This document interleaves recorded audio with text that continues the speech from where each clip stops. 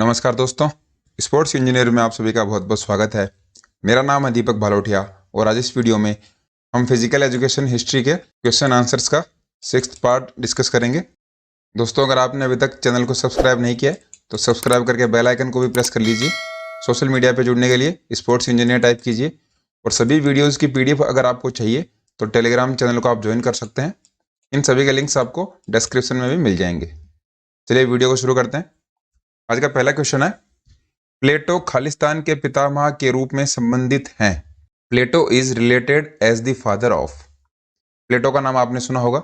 हमें पूछा गया है कि प्लेटो किसके पितामह थे, प्लेटो किसके जनक थे। 4 ऑप्शंस आपके सामने हैं, इनमें से आप बताइए। राइट आंसर क्या है इसका? आदर्शवाद, idealism. A is the correct answer. देखिए, ऐसे हमें सीधे क्वेश्चंस मिल जाते हैं एग्जाम में कि इसके पितामह कौन थे या फिर इसके जनक कौन थे। अगर इंग्लिश में बात करें तो फादर ऑफ टाइप के क्वेश्चन हमें मिल जाते हैं। तो देखिए, इन सभी के बारे में देख लेते हैं कि इनके फाउंडर कौन थे या फिर इनके बारे में दुनिया को सबसे पहले किसने बताया। तो आइडियलिज्म के बारे में हमने देख लिया, प्लेटो है। सेकंड नंबर पे है रियलिज्म। रियलिज्म मतलब यथार्थवाद, तो इसके जनक कौन है? अरस्तु। नेक्स्ट है नेचुरलिज्म मतलब प्रकृतिवाद, तो प्रकृतिवाद के जनक कौन है? रूसो। और सबसे लास्ट में जो आपका है प्रैग्मेटिज्म, व्यवहारवाद, व्यवहारवाद का जनक माना जाता है जॉन डेवी को। तो इस तरीके से इनको ध्यान में रखिए कि आइडियलिज्म के जनक हैं प्लेटो, रियलिज्म के अरस्तु, नेचुरलिज्म के रूसो और प्रैग्मेटिज्म के हैं जॉन डेवी। एक बार मैंने आपको बताया है, आप वीडियो पॉज करके आराम से इनको लिख सकते हैं, नोट डाउन कर सकते हैं, जिससे कि नेक्स्ट क्वेश्चन अगर आपके सामने आए तो उसको आप आराम से सॉल्व कर सको। दूसरा क्वेश्चन है, किसने कहा बाधाओं को आपको रोकना नहीं चाहिए? यदि आप एक दीवार से टकरा जाते हैं तो मुड़कर हार ना माने, उसे कैसे चढ़ना है यह सोचें, उसे अंजाम दें या उस पर विजय पाएं। Who said obstacles should not stop you? If you bump into a wall, do not turn around and give up. Think of it, climb it और win it. देखिए, एक स्टेटमेंट, एक कोट हमारे सामने दिया गया है और हमें ये पूछा गया है कि इन 4 ऑप्शंस में से ये बात किसने कही थी। तो इसका राइट आंसर क्या है? Michael Jordan. बास्केटबॉल इतिहास के बहुत ही अच्छे खिलाड़ी माने जाते हैं। ये देखिए, ये हैं माइकल जॉर्डन। इन्होंने ये कोट कहा था, बहुत बड़े बास्केटबॉलर रहे हैं, तो इनको आप ध्यान में रखिए। ऐसा कोई अगर दीवार से टकराने वाली कोई बात आ जाए तो उस क्वेश्चन में आप माइकल जॉर्डन आंसर कर दीजिए अगर आपसे पूछा गया है तो। सिंपल सा है, समझाने का कुछ नहीं है, बस एक स्टेटमेंट है जिसमें आपको देखना है कि ये किसने दिया था। अगला क्वेश्चन देखते हैं, टेलीविजन पर पहली बार अंतर्राष्ट्रीय स्तर पर कौन से ओलंपिक का प्रसारण किया गया था? Which Olympics were first internationally broadcast on television? तो 4 ऑप्शंस हमें दे रखे हैं और पूछा गया है कि ऐसा कौन सा ओलंपिक था जिसका सीधा प्रसारण हुआ था, जिसका टीवी पे ब्रॉडकास्ट हुआ था। राइट आंसर क्या है इसका? 1960 ग्रीष्मकालीन ओलंपिक। 1960 समर ओलंपिक्स जो था, उन ओलंपिक्स को सबसे पहले टीवी पे ब्रॉडकास्ट किया गया था, उनका सीधा प्रसारण हुआ था टीवी के ऊपर। उससे पहले ब्रॉडकास्ट देखने को नहीं मिलता था टीवी पे। चलिए देखते हैं 1960 का ओलंपिक कहाँ हुआ था। ये देखिए, 1960 का जो ओलंपिक है वो हुए थे रोम के अंदर। इटली की राजधानी है रोम, वहां पे हुए थे 25 अगस्त से 11 सितंबर 1960। तो आपको ये भी ध्यान में रखना है कि 1960 का ओलंपिक कहाँ हुआ था? इटली की राजधानी रोम में। फिर इसके बाद देखिए, 1960 ओलंपिक में और भी बहुत सारी चीजें पहली बार हुई थी। तो टीवी पे जो टेलीकास्ट हुआ था वो हमने देख लिया। इसके बाद में ओलंपिक एंथम है, उसकी भी शुरुआत 1960 ओलंपिक से हुई थी। एंथम होती है जैसे कि हमारा नेशनल एंथम है, उसी तरीके से ओलंपिक का जो एंथम है उसकी शुरुआत 1960 ओलंपिक में की गई। नेक्स्ट है Olympic champion run in barefoot.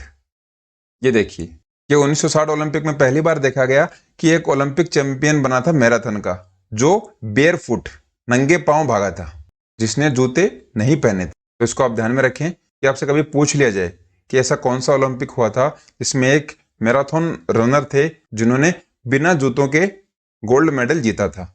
तो आपको आंसर कर देना वहां पे 1960 का जो समर ओलंपिक हुआ था रोम में, उसके अंदर एक मैराथन एथलीट थे जिन्होंने बिना शूज पहने गोल्ड मेडल जीता था। चलिए, आप समझ गए होंगे 1960 ओलंपिक के बारे में, ये कुछ इंपॉर्टेंट बातें थी। अगला क्वेश्चन देखते हैं, सिडनी ओलंपिक 2000 में माइकल फेल्प्स ने अपनी पहली उपस्थिति में कितने ओलंपिक पदक जीते थे? How many Olympic medal were won by Michael Phelps in his first appearance in Sydney 2000 Olympics. देखिए क्वेश्चन में हमें एक बात तो पहले ही बता दी गई है कि माइकल फेल्प्स जो स्विमर हैं उन्होंने अपना पहला ओलंपिक कब खेला था। तो राइट आंसर क्या है इसका, सिडनी ओलंपिक 2000। दो चीजें हमें देखने को मिल गई यहाँ पे कि एक तो 2000 के जो समर ओलंपिक हुए थे वो कहाँ हुए थे, तो वो हुए थे सिडनी में। नेक्स्ट है माइकल फेल्प्स, इनके बारे में आप जानते होंगे, आपने सुना होगा। ये स्विमर है, तैराक हैं, अमेरिका इनकी कंट्री है और इन्होंने पहली बार ओलंपिक में पार्टिसिपेट किया था 2000 के सिडनी ओलंपिक्स में। ये हमें क्वेश्चन में मोटा मोटा पता लग गया है। अब हमसे पूछ लिया गया कि इन्होंने पहले ओलंपिक में कितने मेडल जीते थे। चार ऑप्शंस आपके सामने है। राइट आंसर क्या है इसका, डी, इनमें से कोई नहीं, नन ऑफ दीज। जी हाँ, ये सही आंसर है, क्योंकि 2000 में जब माइकल फेल्प्स ने ओलंपिक खेला था वो मात्र 15 साल के थे और वो 5वीं पोजीशन पे रहे थे। और इसके साथ इन्होंने इस ओलंपिक में एक भी मेडल नहीं जीता था, वो एक भी मेडल जीतने में कामयाब नहीं हो पाए थे। लेकिन अगर आज की बात करें तो माइकल फेल्प्स ओलंपिक इतिहास के सबसे अच्छे खिलाड़ी माने जाते हैं, क्योंकि इंडिविजुअली इनके ओलंपिक में सबसे ज़्यादा मेडल्स हैं। तो ये मेडल्स कब आए थे, 2000 के बाद में। 2000 के बाद में कितने ओलंपिक हुए हैं, 2004, 2008, 2012, 2016, ये ओलंपिक्स अभी तक हुए हैं। तो देखिए इनमें कितने मेडल्स हैं देख लेते हैं। फेल्प्स ने तैराकी में 28 ओलंपिक पदक जीते हैं, 28 मेडल्स। इनमें से 23 स्वर्ण पदक हैं, 3 रजत पदक हैं और 2 कांस्य पदक हैं। और ये सब कब कब हुआ है, एथेंस 2004 से रियो 2016 तक। आई होप आपके समझ में आया होगा कि माइकल फेल्प्स ने 28 ओलंपिक मेडल्स जीते हैं। इनमें से 23 गोल्ड, 3 सिल्वर, 2 ब्रॉन्ज। और ये सब एथेंस 2004 से रियो 2016 तक की बात हो रही है। अभी तक ओलंपिक में किसी पर्सन द्वारा 28 पदक नहीं जीते गए हैं, तो ये हाईएस्ट है माइकल फेल्प्स। इसी कारण ओलंपिक इतिहास के बेस्ट ओलंपियन माने जाते हैं। आई होप माइकल फेल्प्स के बारे में इस क्वेश्चन के माध्यम से बहुत कुछ समझे होंगे। अगला क्वेश्चन देखते हैं। बैडमिंटन महिला एकल प्रतियोगिता में रियो डी जनेरियो ओलंपिक खेलों 2016 के फर्स्ट, सेकंड, थर्ड और फोर्थ स्थिति विजेताओं के सही क्रम का पता लगाएं। देखिए सीधा सीधा हमें क्या पूछा गया है कि रियो में जो ओलंपिक हुए थे 2016 में, उनमें से फर्स्ट, सेकंड, थर्ड और फोर्थ पोजीशन पे कौन कौन रहा था, उनका हमें क्रम बताना है। उनका हमें क्या बताना है, सीक्वेंस बताना है कि फर्स्ट, सेकंड, थर्ड और फोर्थ पोजीशन पे वुमेन सिंगल इवेंट में कौन कौन रहा था। तो ऑप्शन आप देखिए, ये कोर्स आपके सामने है। राइट आंसर क्या है इसका, ए, 1, 3, 2, 4। इसका मतलब ये हो गया कि एक नंबर पे जो है कैरोलिना मारिन, इन्होंने गोल्ड मेडल जीता था। और 3 नंबर पे जो है पुसरला वेंकट सिंधु, इन्होंने सिल्वर मेडल जीता था। तो ये थर्ड नंबर का नाम अगर आपने नहीं सुना है तो आपने शायद ये नाम जरूर सुना होगा, पीवी सिंधु।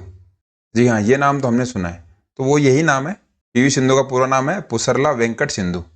इसलिए थोड़ा सा एक बार क्वेश्चन को पढ़ लेना चाहिए कि उसमें हमें पूछा गया है, क्योंकि हमें 2016 ओलंपिक खेलों की बात हो गई वुमेन सिंगल की, लेकिन इसमें पीवी सिंधु का नाम कहीं नहीं देखने को मिला, क्योंकि शॉर्ट में नाम नहीं था। हमें पूरा नाम दे दिया गया पुसरला वेंकट सिंधु। तो इस वजह से कई बार हम कंफ्यूज हो जाते हैं।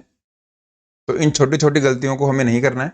तो दूसरे नंबर पे रही थी पीवी सिंधु, फिर थर्ड पोजीशन पे रही थी नोजोमी ओकुहारा और फोर्थ पोजीशन पे रही थी ली जुराई। और ये हमने बात कब की है, 2016 रियो ओलंपिक्स में बैडमिंटन वुमेन सिंगल इवेंट की।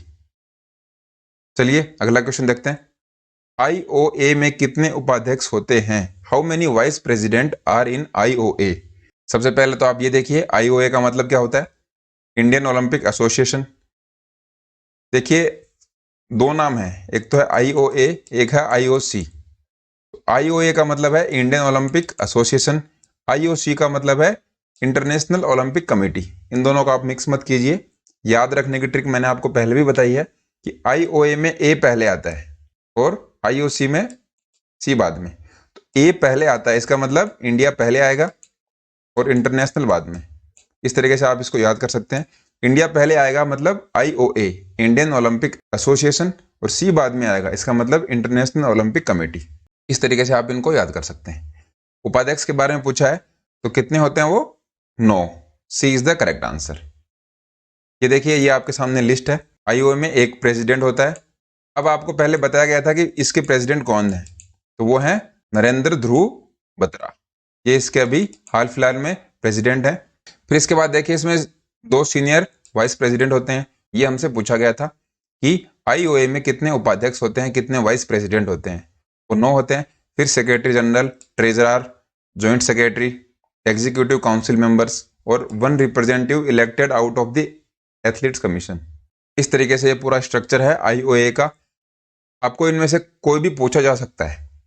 अभी हमसे क्या पूछ लिया गया है कि वाइस प्रेसिडेंट कितने होते हैं। नेक्स्ट क्वेश्चन देखते हैं।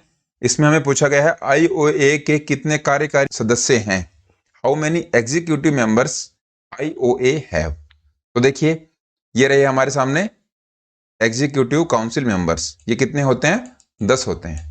तो इस तरीके से हमारा राइट आंसर क्या हो जाएगा, 10। ऐसे छोटे छोटे क्वेश्चंस हैं, कई बार हमारे देखे हुए नहीं होते तो हम इनको सही नहीं कर पाते। आई होप आप समझे होंगे। इनके साथ साथ बाकी जो लिस्ट है उसको भी आप ध्यान में रखिए, वो भी बहुत ज़्यादा इंपॉर्टेंट है। 8वां क्वेश्चन है, शारीरिक शिक्षा शिक्षक का विचार कहाँ से भारत पहुंचा। Where did the idea of physical education teacher reach India. तो फिजिकल एजुकेशन टीचर का जो आइडिया है वो सबसे पहले भारत में कब आया, ये हमें पूछा गया है। राइट आंसर देख लीजिए क्या इसका, इंग्लैंड। ये इंग्लैंड से क्यों आया, तो देखिए एक आपने नाम सुना होगा YMCA, लास्ट वीडियोज में बहुत ज़्यादा डिस्कस किया है इनके बारे में, यंग मैन क्रिश्चियन एसोसिएशन। इसके जो फाउंडर थे वो इंग्लैंड से थे। और आपको पता होगा YMCA की इंडिया में स्थापना हुई थी 1920 में। तो ये जो YMCA की स्थापना करने वाले थे विलियम्स, इन्होंने 1844 में 1844 में YMCA की स्थापना कर दी थी इंग्लैंड के अंदर। उसके बाद भारत में आया था 1920 में। तो इस तरीके से हम कह सकते हैं कि फिजिकल एजुकेशन टीचर का जो आइडिया है वो हमें इंग्लैंड से मिला है। उसके बाद से ही फिजिकल एजुकेशन फील्ड में धीरे धीरे सुधार होने शुरू हो गए, क्योंकि YMCA आने के बाद इंडिया में फिजिकल एजुकेशन को बहुत ग्रोथ देखने को मिली है। इस तरीके से आप इस क्वेश्चन को समझिए। नेक्स्ट क्वेश्चन देखते हैं। निम्न में से किस स्थान पर प्राचीन ग्लेडिएटर मुकाबला आयोजित होता था। In which of the following places was the ancient gladiator combat held. तो देखिए ग्लेडिएटर मुकाबला हमें पूछा गया है कि वो कहाँ होता था। आंसर देख लेते हैं। Rome is the correct answer, B हमारा सही आंसर हो जाएगा कि ग्लेडिएटर मुकाबला है वो होता था रोम में। कुछ समझाने का नहीं है इसमें, आप सीधा इसको याद रखिए। अगला क्वेश्चन है, सैद्धांतिक रूप से नेताजी सुभाष चंद्र खेल राष्ट्रीय खेल संस्थान है। Theoretically Netaji Subhash Chandra national institute of sports is. 4 option आपके सामने है, हमें बताना है कि NSNIS संस्था क्या है। राइट आंसर देख लेते हैं इसका, खेल का शैक्षिक केंद्र, academic division of the game. देखिए NSNIS में क्या होता है कि आपको गेम के बारे में सिखाया जाता है, आपको गेम के बारे में बताया जाता है। तो एकेडमिक का मतलब ये हो गया कि आपको उसकी स्टडी कराई जाएगी, आपको गेम की बारीकियां बताई जाएंगी, पूरा आपको नॉलेज दिया जाएगा। NSNIS वही काम करता है कि वो कोच तैयार करता है, अच्छे कोच तैयार करता है। तो कोच को भी पहले पढ़ाना पड़ता है, कोच को भी पहले गाइड करना पड़ता है, उसके बाद वो प्लेयर्स को कोचिंग देंगे। तो इस तरीके से वो पूरा एक शैक्षिक केंद्र बन जाता है, एक एकेडमिक डिवीजन बन जाता है गेम्स की। 11वां क्वेश्चन है, भारत की पहली कौन सी संस्था थी जिसने देसी शारीरिक शिक्षा के उद्देश्य को आगे बढ़ाया। Which was the first institution in India to pursue the objective of indigenous physical education? तो देखिए 4 ऑप्शन आपके सामने हैं, इनमें से सभी इंडिया में थी, लेकिन देसी शारीरिक शिक्षा, इस नाम को आप ध्यान से देखिए। देसी शारीरिक शिक्षा मतलब इंडियन फिजिकल एजुकेशन, उसके ऑब्जेक्टिव को किसने आगे बढ़ाया, उसके उद्देश्य को किसने आगे बढ़ाया। राइट आंसर क्या है इसका, हनुमान व्यायाम प्रसारक मंडल अमरावती, HVPM बोला जाता है इसको शॉर्ट में।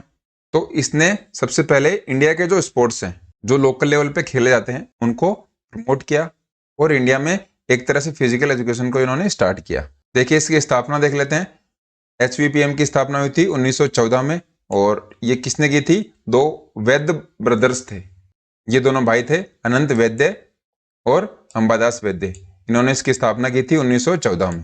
तो देखिए 1920 में जो YMCA की स्थापना हुई थी वो HVPM के बाद हुई थी, इसको आपको ध्यान में रखना है। ये एक इंडियन इंस्टीट्यूशन था, भारतीय संस्था थी, जिसकी स्थापना 1914 में हुई थी, और किसने की थी, अनंत वैद्य और अंबादास वैद्य ने।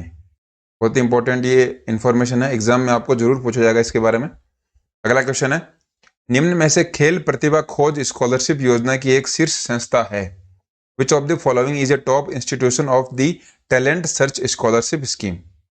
तो इन 4 ऑप्शंस में से हमें वो संस्था बतानी है जो खेल प्रतिभा, जो टैलेंट को खोजती है कि अच्छा टैलेंट कौन है, अच्छा प्लेयर कौन है, और उसको ढूंढ करके उसको स्कॉलरशिप देती है, उसको आर्थिक रूप से मदद करती है, उसको फाइनेंशियली हेल्प करती है कि वो अपने गेम में और ज़्यादा सुधार कर सके। तो इसका राइट आंसर क्या है? साई। आपको पता होगा sports authority of India players को वो ग्रूम करता है, पहले अच्छे प्लेयर्स को ढूंढता है जिसको हम टैलेंट सर्च भी बोल सकते हैं। फिर जब प्लेयर्स मिल जाते हैं तो उनको अच्छी जगह पे कोचिंग दी जाती है, उनके खेल को अच्छा बनाया जाता है, सुधारा जाता है। तो ये जो सारे काम हैं ये करने की सबसे बड़ी संस्था इंडिया के अंदर कौन सी है? साई है, स्पोर्ट्स अथॉरिटी ऑफ इंडिया। इसकी स्थापना आपको पता ही होगा कब हुई थी? 1984 में। सिंपल सी बात है। नेक्स्ट क्वेश्चन है, 1953 में भारत में पहली बार किसने खेल प्रशिक्षण की योजना सामने रखी? इन 53 who put forward the plan of sports training in India for the first time? तो देखिए, इंडिया में जो स्पोर्ट्स ट्रेनिंग थी उसकी हिस्ट्री से जुड़ा हुआ ये बहुत ही इंपॉर्टेंट क्वेश्चन है कि 1953 में सबसे पहले जो स्पोर्ट्स ट्रेनिंग का प्लान था इंडिया में वो किसने रखा? तो इसका राइट आंसर क्या है? Rajkumari Amrit Kaur. B is the correct answer. देखिए, इनके बारे में थोड़ा सा जानते हैं। ये इंडिया की पहली हेल्थ मिनिस्टर थी, पहली स्वास्थ्य मंत्री थी। इन्होंने 1953 में राजकुमारी अमृत कौर स्कीम की शुरुआत की थी। इसमें क्या होता था कि जो हमारे प्लेयर्स हैं उनको स्पोर्ट्स ट्रेनिंग दी जाती थी, एथलीट्स को तैयार किया जाता था। तो स्टार्टिंग में बहुत सारी प्रॉब्लम्स आई, बहुत सारी डिफिकल्टीज आई इस स्कीम को शुरू करने के लिए, और सबसे बड़ी प्रॉब्लम थी बजट की। तो जब 1953 में यह स्कीम शुरू हुई तो जगह जगह से बजट को इकट्ठा किया गया, पैसों को कलेक्ट किया गया। इसके बाद स्कीम को शुरू करना इतना ईजी नहीं था। तो क्या हुआ, उस टाइम पे मौलाना अब्दुल कलाम आज़ाद, ये हमारे एजुकेशन मिनिस्टर थे। तो राजकुमारी अमृत कौर इनके पास जाती हैं और इनसे कुछ बजट पास कराने के लिए बोलती हैं। तो इन्होंने वहाँ से कुछ फंड इस स्कीम के लिए रेज किया था। इसके बाद इंडिया की जो फाइनेंस मिनिस्ट्री है, वित्त विभाग था, वहाँ से भी इनको फंड मिला था। तो ऐसा करते करते फंड की व्यवस्था भी हो गई थी और ये स्कीम शुरू होने लग गई थी। धीरे धीरे इस स्कीम के अच्छे रिजल्ट आने शुरू हो गए।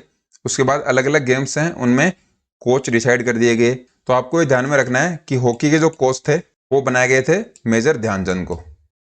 इसको आप ध्यान में रखिए कि 1953 राजकुमारी अमृत कौर स्कीम के अंदर हॉकी का कोच किसे बनाया गया था?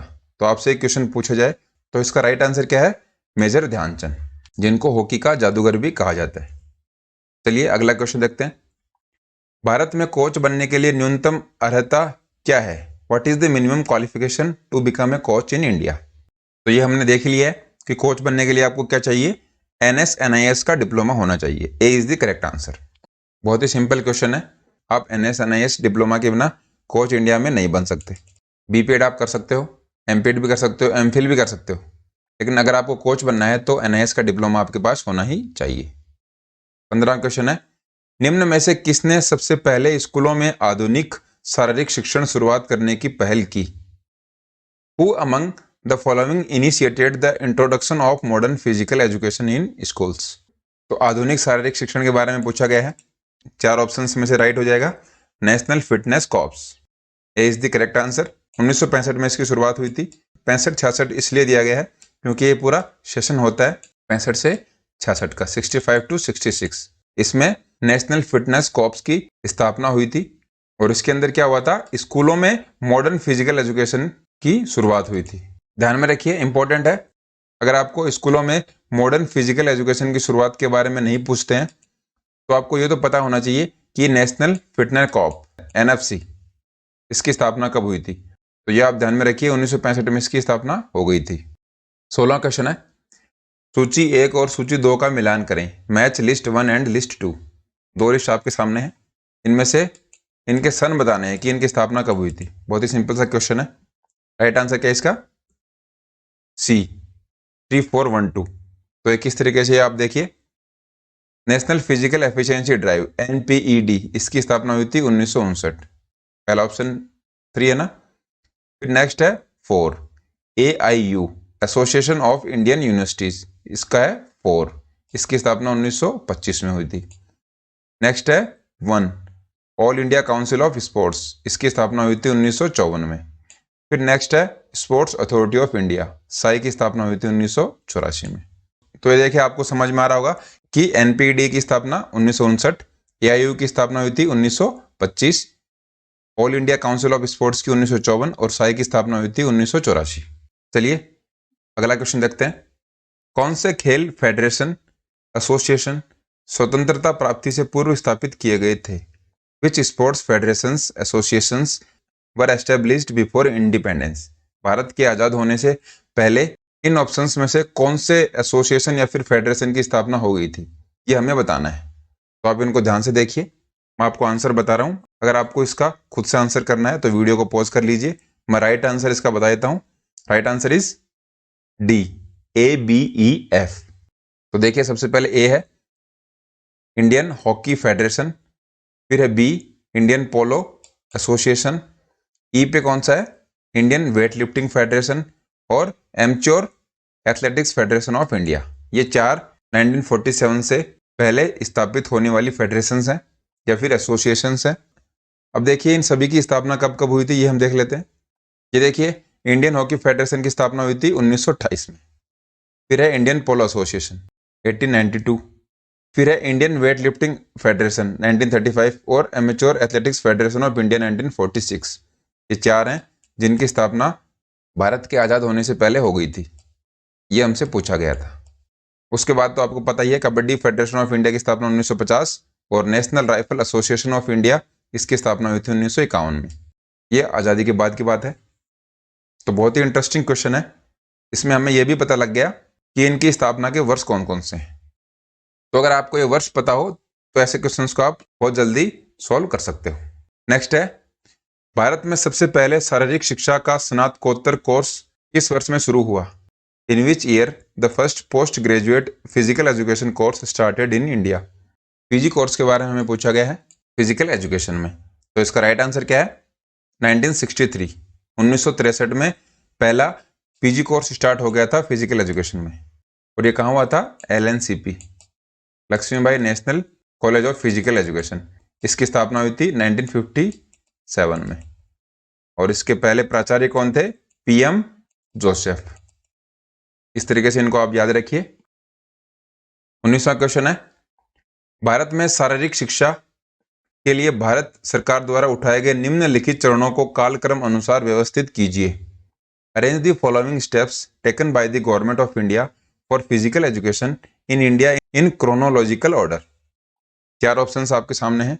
हमें यह बताना है कि गवर्नमेंट ऑफ इंडिया ने फिजिकल एजुकेशन के ये जो इंस्टीट्यूट हैं इनकी स्थापना कब की, और इनको हमें सीक्वेंस में अरेंज करना है कि सबसे पहले किसकी स्थापना हुई थी, उसके बाद किसकी और लास्ट में किसकी।